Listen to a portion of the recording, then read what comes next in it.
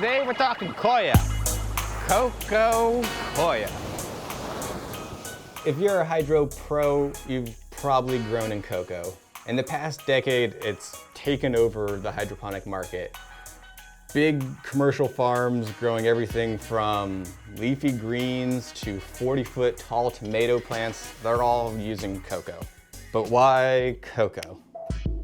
Cocoa has a great balance of water retention and porosity.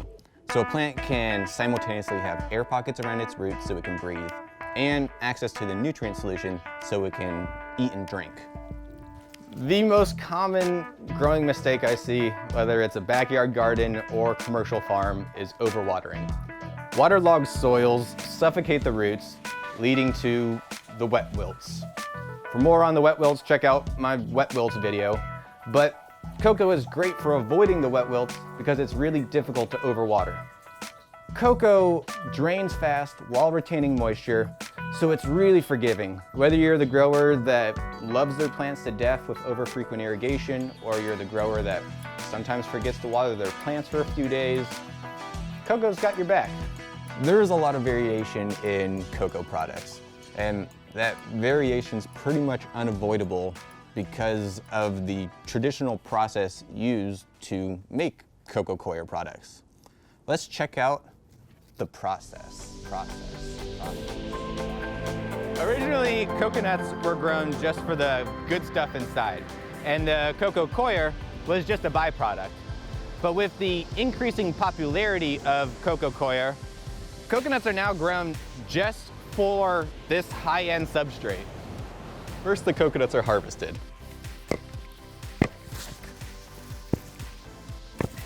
Then the outside of the coconut is split. Then the insides are cleaned out for traditional cocoa products. Then the husk is washed.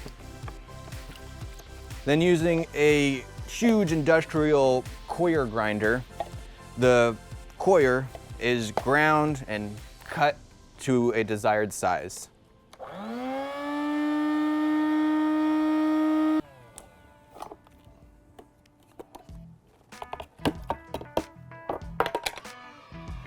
Then the product is screened to separate it by particle size. Then that cocoa is put out in a large outdoor field to dry. And it's not uncommon for birds to fly over and different trash to come flying into that field, and pretty much all of that wild stuff that nature throws into it ends up in your final cocoa product. After it is dried, the different particle sizes are blended together to target specific water holding capacity and drainage specifications. Then that blend is put into a big hydraulic press to create a compressed cocoa brick. Then it is packaged and shipped to the grower. There is a lot of variation in the cocoa products received by growers. This is a sponsored video made possible with support by Hydrofarm, and they sent me a bunch of cocoa bricks, the new Rapid Rise. And honestly, it's actually one of the best cocoa bricks I've ever used. The blocks I'm used to take a while to pop up, sometimes hours, or you soak it overnight, but this one is fast. And it is clean.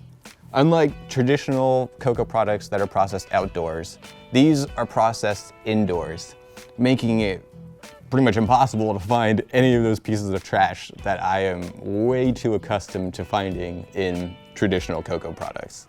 And the product is more consistent. It's thoroughly washed, tested for heavy metals, and yeah, I mean, check out the roots. Plants like the cocoa. If you've got any cocoa questions, leave them in the comments below and I'll do my best to answer. Thank you again, Hydrofarm, for sponsoring this video. Rapid Rise block, really cool product. If you'd like to get that product yourself, check out Hydrofarm's site to find out where you can get it. Check out my Instagram for photos of these plants growing out, and thanks for watching. Rapid Rise!